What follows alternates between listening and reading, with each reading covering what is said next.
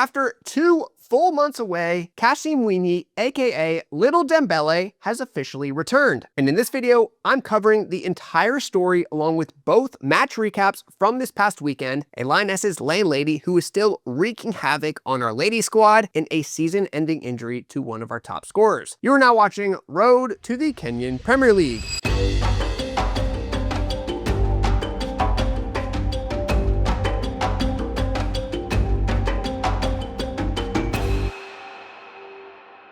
What's up, everyone? My name is Hayes Canup, JerseyBird founder and your host of Road to the Kenyan Premier League. Welcome back to Season 2, Episode 50 of the series. Big episode 50, lot of news to cover in this one. But before I get into it, if you haven't already, check out the Lion's Den, the official Kahawa Pride Club Discord. It's a great way to support the club while also becoming a core part of our community. And if your club is in need of new kits and apparel, visit JerseyBird.com, tap Start a Project. Tell us you came from this Road to the KPL series, and you will get 10% off your order and 10% donated directly to the club with a mention in our next financial report, which our next one is coming this Friday. I'll link both support methods in the description below. Now back to the video. If you've been watching this series for a while, you already know Kasim Mwinyi, Tanzanian, 18 years old, brought to us by Migo East Football Academy, and he is the only international player that attended our open trial. And the way he showed up at our trials is its own story in itself. He got on the bus from Dar es Salaam, Tanzania, fell asleep, and woke up in Mombasa, 500 kilometers in the wrong direction along the east coast of Kenya. He had just 3 hours to get to Nairobi. Somehow he made it, walked straight into the trials, and made the squad. If you're watching him play, you understand why we started calling him Little Dembele. Touches, the flair, the way the ball just sticks to his foot. He's also the best FC26 player in our clubhouse. Whatever the game is, Cassim is usually a step ahead. And then in January, he was gone. After Christmas, Cassim flew back to Dar es Salaam, Tanzania to sort out his passport. He had been in Kenya on a temporary one. To get his work permit and to establish himself legally in Kenya, he needed the real thing. Should have taken a couple weeks. It ended up taking 2 full months. And when his passport finally came through, we still had a ton of back and forth between our side and immigration before he could be cleared to play. But finally, last week, we got everything cleared up and he was good to go. Friday, May 1st, Soweto Bromley at home, Kassim's first match day in over 2 months. Ningependa kuwashukuru mashabiki zangu kwa sababu ilikuwa ni muda mrefu na nimerudi na naahidi kuwa kwamba nitaipambania timu mpaka kuweza kufika pale sehemu ambapo sisi tunataka. This was our starting 11. Karani in goal, Sidiki Otieno and James Masharia at center back, Etyang at right back, Kiari on the left, Marvin Okech and Austin Ochieng as our central defensive midfield pair, George Uma on the left wing, Felix Kamau on the right, Louis Boniki playing as our captain at center mid, and Ezekiel Dugu got the call at striker. Cassim started off on the bench, but we had a feeling he was coming on, we just didn't know when. 3 minutes in, and off the bat, we are looking dangerous. Stephen Kiarie reading the free kick. The counter starts there, and George Uma puts that left foot through it, just over the bar. And here's Soweto Bromley's reply. Their best chance of the early minutes, and things are looking good. Karani had a quiet first half, caught everything that came his way, some good confidence on display, good to see in our young keeper. It is the direction that modern football has taken. Kahawa, they are here out on the break. Quick touch. Again, there's someone in the box. Felix, the scorer in the last game. A cross will be coming in here. A good carrier. But then, what a chance! And it's going to be a goal. No, it won't.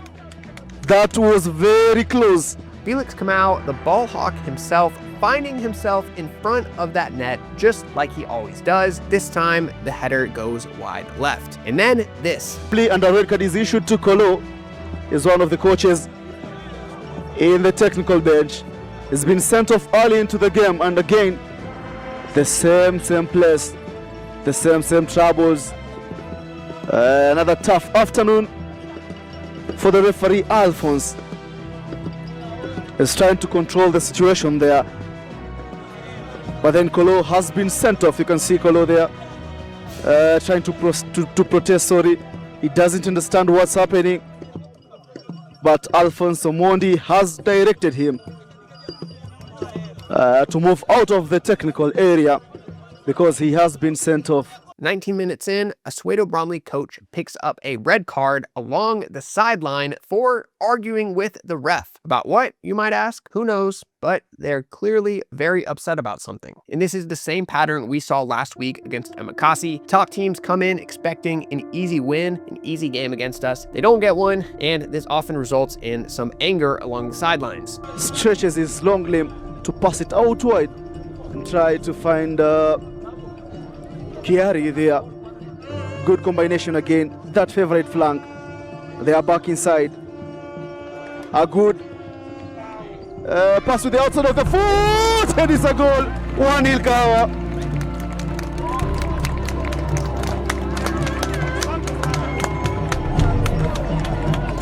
It was a good link-up play from that right flank.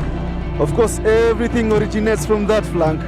And there it is. That is a beautiful team goal. Kiarie and George Uma combining all the way down the left side. Marvin Okech with the through ball, the deflection off of the keeper, and Ezekiel Dugu sliding into the right place at the right time. If you watch the replay here, Felix Kamau, ball hawk, again, lurking right in front of that net for the rebound. He just got there a step late, and that is Dugu's first goal of the season, and we go up 1-0. But then Dugu comes off. He picked up a stitch right after the goal, or during the celebration, sometime in there, just a small muscle issue in the midsection. So Moses Bouire comes on, and Felix Kamau is now pushed up to striker. And then the same red-carded coach from before is trying to come back to the bench. Then we have people from our side of the bench pointing at their wrist. It is time for him to go. They have been creating chances.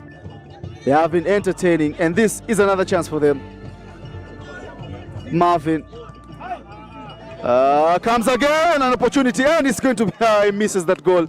Felix Kamau, again, the man finds himself in front of the goal more than anyone else on this team. He just couldn't quite connect on this one. And right at the end of the half, Kamau had what looked like a second one of the day, but offsides by a whisker. The freeze frame is brutal. Kamau is one step ahead of the ball when it leaves Uma's foot. So we go into the break up 1-0.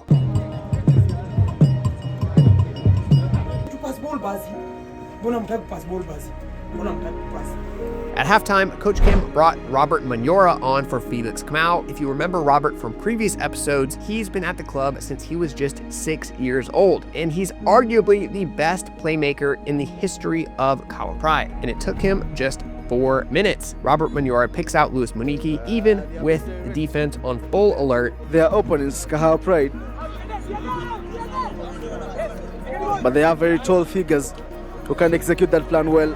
Nice body feint here by Munyora. It's going to be a chance for Mwiki. Mwiki makes it 2-0.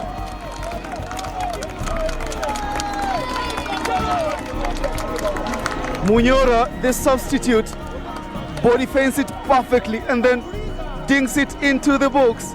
Mwiki only had to connect with it. And oh boy, what a captain. A vintage Kahawa Pride goal. Mwiki with the jumping right foot finish right past the keeper. 2-0, we are up big. And then this happened. Substitutions confirmed. Austin is coming out. He's been very silent, I said it, early into this second half, and is being rested for Glenn Nyede. Sadiki is also out for Kasim Mwinyi. 2 months. That's how long it had been since Kasim Mwinyi had been on a Kahawa Pride pitch in a competitive match. And here he was again. 5 minutes back on a Kahawa Pride pitch, and Cassim is one-on-one with the keeper. He just couldn't get there. But you can already feel him once he's subbed in. The ball is moving differently when he's in the game. Our captain was running the show. Off the post, off his own face somehow. The kind of half where you start wondering whether the third one is ever going to come. And then this. Wins the ball back very well here. Munyora sets up Mwiki. It's going to be a chance here. Cleavers too, but misses to find contact with the ball. It's going to be a penalty, no. It's not going to be a penalty. Yet another opportunity here for Mwiki. Louis Mwiki tripped up in the box. A clear penalty, but it's waved on. Watch time to slow down play. Is a perfect. They give it very cheaply, Munyora. Probably first mistake, Bobby. but then the teammates rescue him quite on time. A ball is lodged in. It's going to be a clear chance. Bobby is here. He looks to make a save. They finally managed to make a save, and the return ball can be a goal. Another save, back-to-back saves. And surely Soweto are not done here. Soweto's last big push. Pandemonium in the mud right in front of our net. Karani diving stop. The ball ricocheting off 3 different players, and somehow we get it cleared. They have another chance to make it 3 here. Etiang crosses to no one, but then Cassim is there to connect with it. He doesn't connect quite well with it again. And Kasim point blank off of the keeper's hands. He didn't get the goal, not on this day, but he had 2 clear chances in his first match back after 2 months, and the bench could feel it. The whole squad was waiting for that goal to come, but it just didn't happen. Final whistle blew, 2-0, Kahawa Pride, clean sheet, 3 points, and one of our stars back on the pitch. But the ball is intercepted, and surely now we have hit the full-time whistle.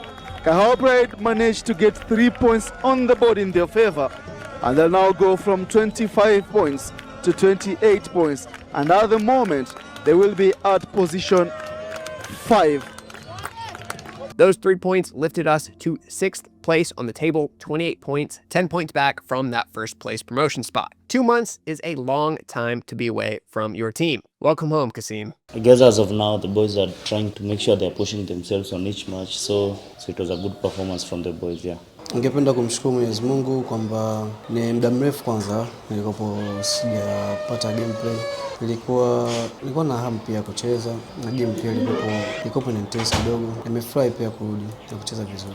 First of all, it was a nice feeling. Since I scored that goal, that was my first goal for the season, and I was happy about the goal. We pushed ourselves, and it was a good game. Thank God for the 3 points. It was a fantastic game. Just another day in the office, and they did what we did. 48 hours later, we were back on the road again, Sunday, May 3rd, away at Mwiki United, the same Mwiki grounds where we played Terror Squad just last week, the venue shared by Mwiki, Maji, and Terror Squad. And if you remember, the last time we played Mwiki, they showed up 29 minutes late. They showed up so late to our venue that they had to forfeit. So this was the second leg. This time we were on the road, and Mwiki had something to prove. Now, before the match even kicked off, there were some issues. When we arrived, the bus was not being allowed inside. Zach, our team manager, had to park his vehicle outside as well, and things did get tense for a minute. People were thinking this is clearly home pitch bias. We've seen this before. They're trying to mess with us mentally or just get us annoyed. The guard at the gate wasn't giving us any reason. He was just saying, no, you can't come in. But then finally, the field coordinator showed up. It turns out there was just a kids league match going on at the same venue right before ours, and there were already vehicles in the spot that we were going to park in, so there really wasn't any drama aside from the guard not just telling us why we couldn't come in. Maybe he was a fan, maybe not, it's hard to say, but yeah.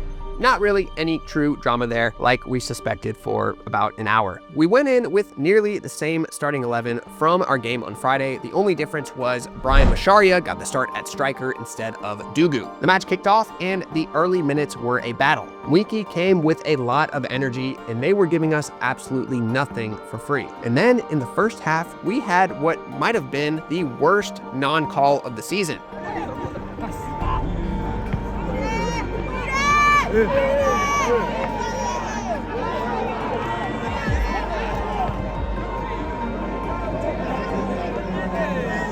Moses Bouire in the box takes a flying kick straight to the body. I thought it should have been a clear penalty, but the ref waved it on. However, we kept playing, forgot about it, and moved on.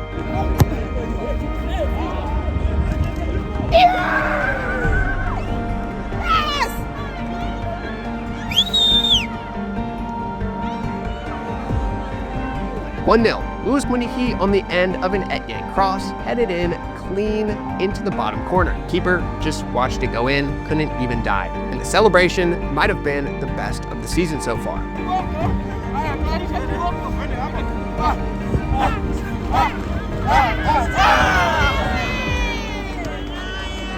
And if you're keeping score at home, that's 2 goals in 2 matches for our new signing. Mwiki has been on fire lately. Then, in the 44th minute, the match changed. Sidiki Otieno tussling with a Mwiki player, and his foot went into a trench just outside of the field of play. He hurt his ankle and he couldn't continue. And losing Sidiki forced everything to shift. George Uma had to drop back to left back, Stephen Chiari went to center back, Brian Masharia moved out to the wing, Dugu came on at striker. We don't have the type of depth where you can lose a player like Sidiki and just continue with your game plan. Losing Sidiki meant losing his height in our box, and that put us at risk of being scored on, especially with set pieces. And in the 65th minute, Mwiki got a free kick.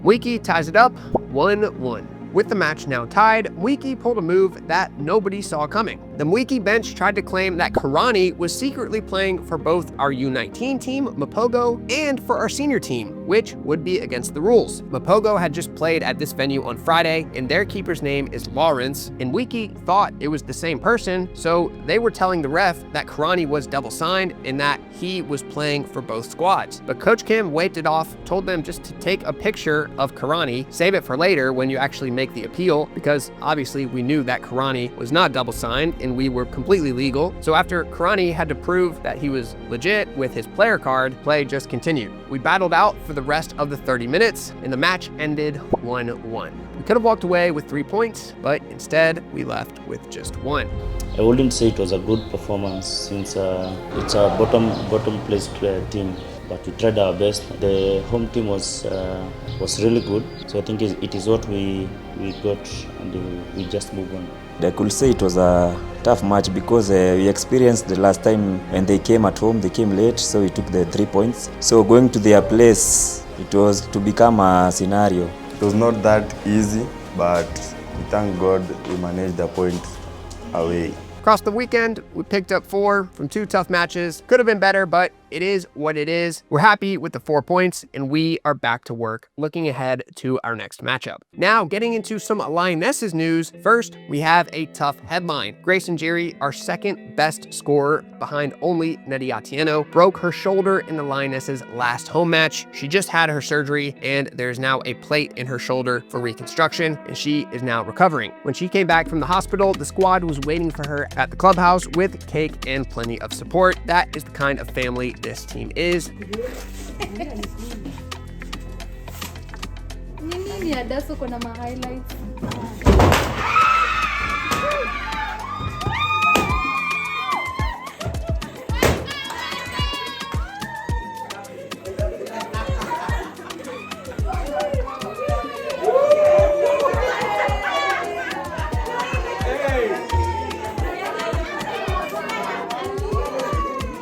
But the timing of this could not have been tougher. The Lionesses have 3 matches coming up that will decide the title. The defending champions, the promoted County League champions from last season, who are loaded with U17 national team players, and the Kahawa Queens, who are tied with us on points. So now we're going into all 3 of these without our second best scorer. And we have more Lionesses clubhouse drama. Last week, we had a situation where the landlady locked them inside from outside the gate. She actually locked it shut so they couldn't leave. We had to fix that situation, and we thought it was settled. Our landlady's mother stepped in and had taken over the rental agreement between us and the rental property. But this Monday, the landlady came back. This time she came into the clubhouse completely uninvited, definitely not allowed, and she was demanding several items that she had apparently donated to the Lionesses in weeks prior. A few plates, some mattresses, some blankets, things like that. Even if you do want your stuff back and you did actually donate them, you can't just show up at the gate uninvited